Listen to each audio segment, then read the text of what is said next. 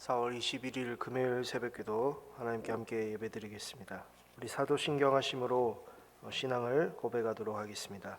나는 전능하신 아버지 하나님 천지의 창조주를 믿습니다. 나는 그의 유일하신 아들 우리 주 예수 그리스도를 믿습니다. 그는 성령으로 잉태되어 동정녀 마리아에게서 나시고 본디오 빌라도에게 고난을 받아 십자가에 못 박혀 죽으시고 장사된 지 사흘 만에 죽은 자 가운데서 다시 살아나셨으며 하늘에 오르시어 전능하신 아버지 하나님 우편에 앉아 계시다가 거기로부터 살아있는 자와 죽은 자를 심판하러 오십니다. 나는 성령을 믿으며 거룩한 공교회와 성도의 교제와 죄를 용서받는 것과 몸의 부활과 영생을 믿습니다. 아멘. 찬송 333장 찬양 드리도록 하겠습니다. 찬송 333장 함께 찬양 드리도록 하겠습니다. 충성하라 죽도록 충성하라 주님께 슬픔이나 괴로움이 주의 사랑 못 끊으리 충성하라 죽도록 충성하라 끝까지 충성하라 죽도록 충성하라 주님께 찬란하다 저 멸류관 들려온다 주의 음성 충성하라 죽도록 충성하라 끝까지 충성하라 죽도록 충성하라 주님께 항상 내가 힘쓰오니 주님 나를 도우소서 충성하라 죽도록 충성하리 끝까지 아멘. 함께 나눌 하나님 말씀 역대상 23장 1절부터 5절까지 말씀입니다. 1절부터 5절까지 합독해서 한번 같이 읽도록 하겠습니다. 다윗이 나이가 많아 늙음에 아들 솔로몬을 이스라엘 왕으로 삼고 이스라엘 모든 방백과 제사장과 레위 사람을 모았더라.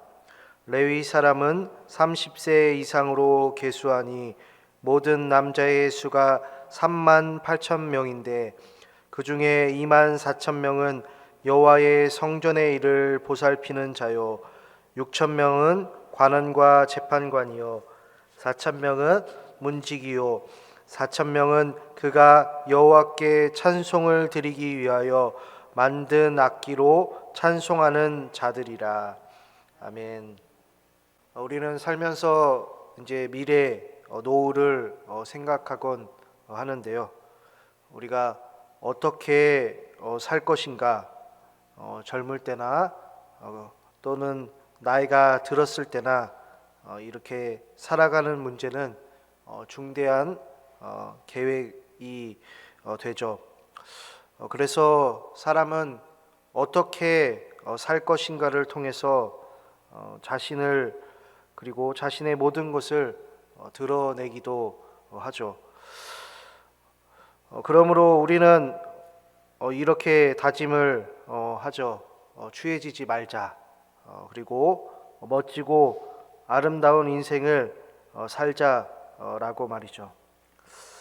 시작은 우리가 초라했을지라도 어떻게 보면 어떤 사람이 그 인생의 끝을 향해 달려갈 때 그걸 보고서 존경스럽다 할 수 있다라고 하면 더할 나위 없는 인생일 것이라고 생각이 들어요. 여기까지가 이제 세상 사람들이 말하는 멋진 사람의 한계 지점이 될 것 같은데요. 그런데 우리는 그리고 예수님을 믿는 우리 하나님의 백성들은 사람들이 존경스럽다라고 여기는 것뿐만 아니라 더 나아가야 할 모습이 있다는 것을 보여주는 것이 오늘의 말씀인데요. 그 모습은 하나님께서 우리에게 참 잘하였다라고 칭찬하시는 것이죠. 요즘 해가 길어져서 이제 저녁 한 7시쯤 되면 저녁 노을을 이제 감상하실 수 있는데요. 최고의 인생을 했을 때 저는 저녁 노을이 떠올랐는데 그 이유는 이 하늘을 묽게 물드는 그 저녁 노을이 우리의 인생이 아닌가 생각이 들어요. 그만큼 우리의 인생도 가치 있는 삶이라면 하늘을 붉게 물들 수 있다라고 한번 생각을 해보았는데요. 우리 성도님들도 가치가 있는 삶을 사시길 원하실 거예요. 그렇다고 한다면 오늘 다윗 왕을 함께 살펴보면 우리가 어떤 것이 가치 있는 삶인가 확인할 수가 있어요. 다윗의 인생을 보면 이 다윗의 그 왕만큼 과연 우리가 하나님으로 물든 인생을 살 수 있을까 정말 생각이 드는데요. 이 다윗 왕을 보면 나이가 들었는데도 자신의 잘못을 인정하는 그 태도는 고개를 숙이게 만들어요. 더욱이 이 다윗 왕은 자신이 무엇을 하며 그 인생 끝까지 살아야 하는지를 잘 알고 있었던 왕 중에 한 명이었죠. 1절을 보시면 다윗은 이제 나이가 많아가지고 늙었다. 그러면서 그 말과 같이 연결해서 솔로몬을 이스라엘 왕으로 삼았다라고 하죠. 이 말씀을 보면 다윗이 이제 더 이상 왕의 직무를 못하기 때문에 그저 아들 중 한 명인 솔로몬을 왕으로 세웠다 정도로 느껴지면 당연히 안 되겠죠. 다윗의 나이 이제 30세에 이제 이스라엘 왕이 되었는데 그가 이제 처음 왕을 시작한 곳이 헤브론에서 7년 한 6개월 그리고 예루살렘에서 33년 합쳐서 총 한 40년 6개월을 했어요. 그러니까는 지금 현재 나이가 한 적어도 70세에 해당하는 나이라고 보시면 되는데 그런 그가 잊지 않았던 것이 있었기 때문에 솔로몬을 왕으로 세울 수 있었어요. 그 말은 다윗을 이어서 왕이 될 사람을 하나님께서 선택해 놓으셨다라는 것을 잊어버리지 않았다는 것이죠. 그러니까 다윗의 생각이 아니었어요. 솔로몬을 자신의 후계자로 삼는 것을요. 하나님은 전부터 나단 선지자를 통해서 솔로몬 왕의 이름도 지어주는데요. 그 이름을 여디디야라고 해서 여호와를 사랑하는 자라고 이름을 내려주셨는데 그러므로 이제 다윗은 하나님께서 솔로몬을 자신의 다음 왕으로 가리키고 계셨음을 분명 알고 있었어요.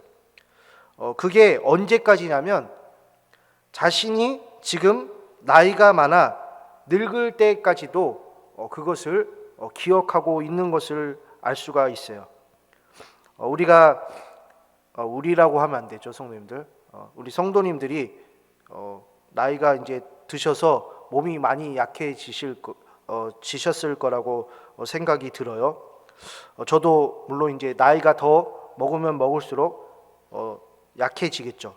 왜냐하면 저희 이제 아버지를 보니까 칠순을 이제 넘기셨는데 그 아버지가 참 병이란 병은 뭐 다 갖고 계신 것 같아요.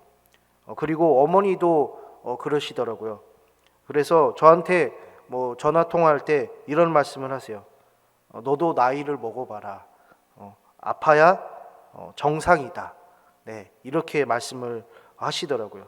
안 아프면 오히려 그게 이상한 거다. 그 나이를 먹어간다는 게 그렇다는 말씀 같으세요. 그런 거 보면 사람이 몸이 약해지는 것, 이게 또 정상이지만 사실 그 몸이 약해지면서 사람의 마음도 함께 약해지는 것을 많이 보게 돼요. 사실 몸이 약해진다라는 것은 왜 마음이 약해질까 봤더니 두렵다라는 마음 때문일 거예요. 예전에는 사실 이게 몸이 튼튼하니까 사실 겁도 없어지고 담대하게 할 수도 있는데 이제 다윗도 이제 나이가 들어서 작은 것에도 무서워할 만큼 됐거든요. 그런데 그 다윗이 하나님의 뜻을 그대로 순종해서 솔로몬을 왕으로 삼아요. 이것만 보더라도 다윗이 참으로 멋지죠. 성도님들 인생도 이런 멋진 인생을 사시길 원해요. 나이가 들어도 하나님의 뜻을 잊지 않고 기억하는 것이죠. 그리고 그 뜻을 이룰 수 있도록 결단하고 실행하는 것을 말이죠. 다윗은요, 이 계획을 오랜 시간 꿈꿔왔을 거예요. 그래서 우리도 이제 주기도문으로 소망하고 기도하는 내용 중에 하나인데, 아버지의 뜻이 하늘에서와 같이 땅에서도 이루어지기를 바라는 것처럼 다윗은 이것을 위해서 항상 늘 생각하고 기억하고 실천했다라는 거죠. 그러니까 하나님의 말씀을 기억했다라는 것은, 간직했다라는 것은 이제 실천한 일이, 이제 행동할 일이 남았다라는 거예요. 그러니까는 기억하는 게 정말 중요하는데, 하나님의 말씀을 모르면 그 말씀대로 살지 못하는 것은 당연하죠. 그래서 우리 성도님들은 계속해서 기도하셔야 해요. 무슨 기도를 하셔야 되냐면, 하나님의 말씀을 잊어버리지 않기를 위해서 잃어버리지 않도록, 기억할 수 있도록, 간직할 수 있도록, 생각날 수 있도록 항상 기도해야 해요. 더 나아가서 다윗의 모습을 보면요, 이제 레위 사람 30세 이상의 숫자를 이제 세는데요, 이 레위인들은 30세부터 이제 성전에서 봉사를 할 수 있었다라고 보시면 되는데, 이제 그 다윗 왕이 숫자를 센 거를 보니까 3절에 38,000명이에요. 근데 이 38,000명이 얼마나 늘어났냐면, 모세 때 이제 레위인을 셌을 때 그 숫자가 8,580명입니다. 그러니까는 지금 다윗 왕이 셌을 때는 약 한 4.5배 정도 되는 것이죠. 아주 많아졌어요. 그런데 생각을 해보면요, 다윗은 분명 하나님께서 명령을 내리실 때 너 자신은 성전을 지을 수 없다라고 못을 박으셨거든요. 그런데 다윗은 지금 준비를 하는 거예요. 자신의 아들 솔로몬이 성전을 지을 때 수많은 일꾼이 필요했을 것이라 그 생각을 염두에 두고 계획을 짜요. 그리고 실행을 하죠. 그래서 우리는 이 모습을 통해 다윗의 면모가 더 엿보이는 것을 살필 수가 있는데요. 내가 특별한 일을 지금 맡지 못해요. 다윗은 성전 건축을 자신은 항상 평생에 꿈꿔왔는데 하나님이 시키지 않습니다. 그런데도 다윗은 어떻게 보면 우리 지금 현대어 표현을 하면 삐지지 않고, 때로는 그거 가지고 마음 서운해하지 않고 오히려 그 일을 맡지 못하더라도 그 일을 준비할 수 있도록 다 이제 실행에 옮겨요. 그러니까는 다윗은 성전 건축을 위해서 미리 다 준비하는 것을 볼 수가 있어요. 거기다 이제 봉사할 사람들을까지 보시면 4절 5절에 나와 있는데, 이제 성전 일을 맡은 자, 봉사하는 사람들이죠. 24,000명. 그리고 관원과 재판장, 이거는 율법을 해석하고 재판을 이렇게 내려주는 그런 사람들이 6,000명. 그리고 문을 지키는 사람들 4,000명, 악기로 찬송하는 사람들이 4,000명이다라고 해요. 지금으로 말하면 봉사위원이 24,000명, 그리고 당회원이 6,000명, 안내위원이 4,000명, 찬양 연주자가 4,000명. 규모가 정말 어마어마하죠. 그런데 이 일은 다윗이 성전을 지금 완성하기도 전에 한 일들이에요. 그러니까 하나님께 전심으로 예배하기 위해 지금 다윗은 봉사자들을 세우는 것이죠. 그래서 저는 생각하기를 우리도 이 봉사자들 중에 한 명이 아닌가 생각이 들어요. 다윗은 지금 자신의 역할을 잘 수행하고 있잖아요. 왕으로서 사람을 세우는 일을요. 그러니까 우리의 역할이 봉사는 자리라고 한다면 누가 무엇라 하든지 먼저 이 봉사하는 일을 하게 될 거예요. 그래서 우리는 하나님의 뜻대로 하는 것이 중요해요. 교회 일이 그렇죠. 하나님의 뜻대로 하되 거기다가 이 많은 사람들처럼 혼자 해서는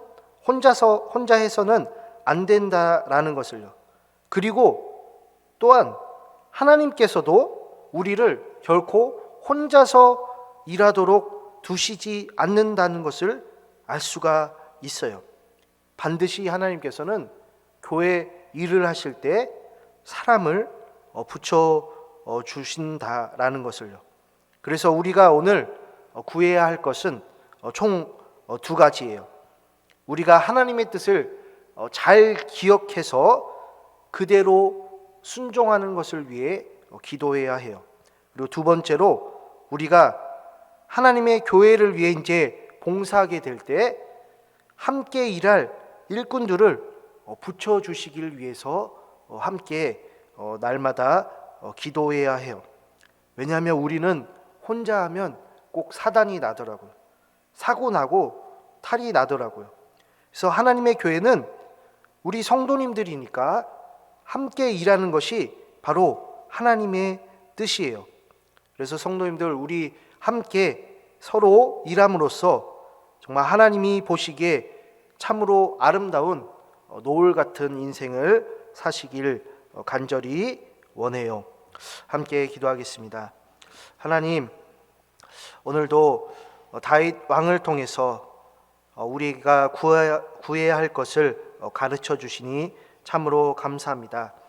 우리 마음속에 하나님의 마음을 새겨 주시고 그대로 순종할 수 있도록 또한 담대한 마음을 주시길 원합니다.